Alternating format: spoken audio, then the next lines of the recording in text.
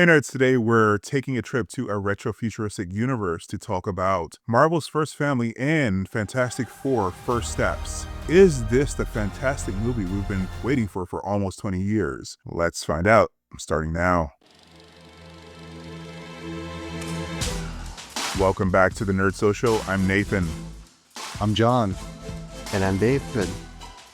As always, chapter links are below if you want to skip ahead to our analysis or ratings. This film runs 1 hour and 55 minutes, is rated PG-13, and hits US theaters July 25th, 2025, in IMAX and other premium formats. The spoiler-free logline is, forced to balance their roles as heroes with the strength of their family bond, the Fantastic Four must defend Earth from a ravenous space god called Galactus and his enigmatic Herald, Silver Surfer. The film is directed by Matt Shakman, who you all know he directed The WandaVision, working from a script by a team including Josh Friedman and Eric Pearson, and of course is produced by Kevin Feige. In the main cast, our leading family, we have Pedro Pascal as Reed Richards, known for The Last of Us, The Mandalorian, and Game of Thrones. He plays that line between a brilliant man and someone struggling with his emotions so perfectly. Then there is Vanessa Kirby as Sue Storm,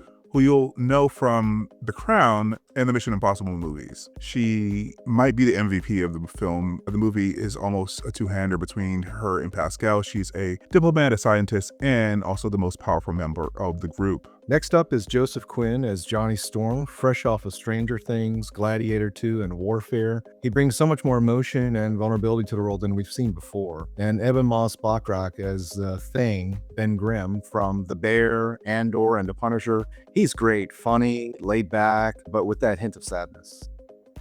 And to the cosmic side, we have Julia Garner as Shalabal, the Silver Surfer from Ozark, and Ralph Ineson as the voice of Galactus. Garner is good, but as a semi-emotionless demigod, she isn't given a lot to do, but gives us such an impact to the whole story. All right, so let's dig into this film a little bit deeper. But if you're enjoying this conversation so far, please like, share, and subscribe. It really helps the channel out. All right, with that, let's dig in. Diving into my spoiler-free thoughts, this film is such a breath of fresh air. It's the best Fantastic Four film by a country mile for me. It requires zero homework to enjoy. If you're a long-time MCU fan, or even if you're not, transpires in a completely different universe in the MCU. The production design is stunning. The retro-futuristic 1960s world is breathtaking, and it's beautiful to see in IMAX.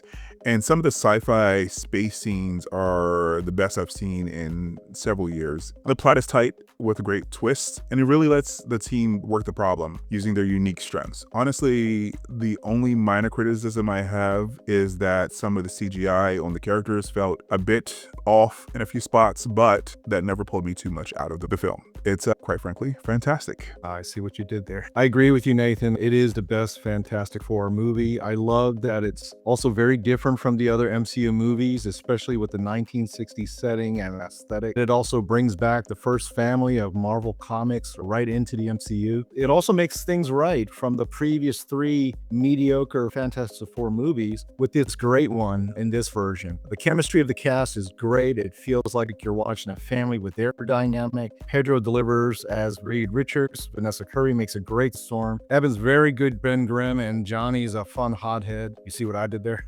They all bring a different take on the characters, instantly applicable, very much like their comic book character. And I will pick it up to after you two, basically that the movie itself offers a very compelling look of the whole storyline of Marvel's iconic family team, seamlessly blending their origins with a rich tapestry of Easter eggs that highlights the evolution of the first family over the years, ever since they first debuted. It's definitely a must-watch for the fans who appreciate both storytelling and the deeper history of these beloved characters. The film essentially did what Spider-Man Homecoming did. We all know the origin story, but it jumps forward straight to the point of the film without focusing too much on the origins, rather than focusing on the main theme, which the film emphasizes centering on the themes of family and sacrifice, which contribute the emotional depth. The portrayal of Galactus is notably significant, offering a unique interpretation that enhances both the tone and the visual impact of the film. Furthermore, this film is crafted to be very self-contained, allowing it to stand independently without it requiring extensive prior knowledge of the source material, and especially it gives a spotlight to each of the characters on their own right. That way that everyone connect to each of the characters separately and as a whole. And lastly, the music is highlighted as a crucial element that enhances the atmosphere and support the emotional and dramatic moments throughout the film. All right, gentlemen, it's time for the verdict. I will say that this film is a movie marathon.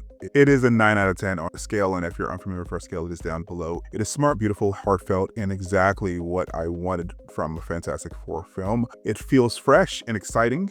And I give it an 8 out of 10. Road trip on our scale. A film that's so good that it's worth a road trip with friends to the theaters to enjoy. So Marvel makes it now 2 in a row with yet another high quality movie. Yeah, I too would rate this movie a 9 out of 10, a movie marathon, reflecting how excellent this was executed. And even though I admit I'm a little nervous based on as Jhon pointed out, the past 3 mediocre films, I was very nervous at this one, but it was well done. The chemistry was perfect and exceeds all my expectations. All right, so any final thoughts? Sure. I grew up with and followed the Fantastic Four cartoons and comics, from the old one where they replaced Johnny with Herbie, and who's also in the movie, by the way, to the Ultimate Fantastic Four comics, although I must catch up on the Hickman run. So it makes me very happy to see a quality Fantastic Four movie. So this summer we got the Thunderbolts, Superman, and now Fantastic Four. That's 3 great superhero movies in a row. Yeah, I pick up what Jhon said. I too grew up with all the cartoons and the comic books and the different versions from the movies. And like I said again before, I was very nervous about this one when they finally announced it and figured out what story. I didn't even think about what storyline to go with, which I picked up that after watching it, it's saying, okay, which made sense of how the whole setting, because this is, like they said, it was set in 1960s retro future, which is based on Fantastic Four issue number 48 to issue 150, which is made back in 1966 when they first met Galactus. Also, I like how they reference all the Easter eggs I said before, which highlights the evolution of the characters, like the Future Foundation, and it also brought some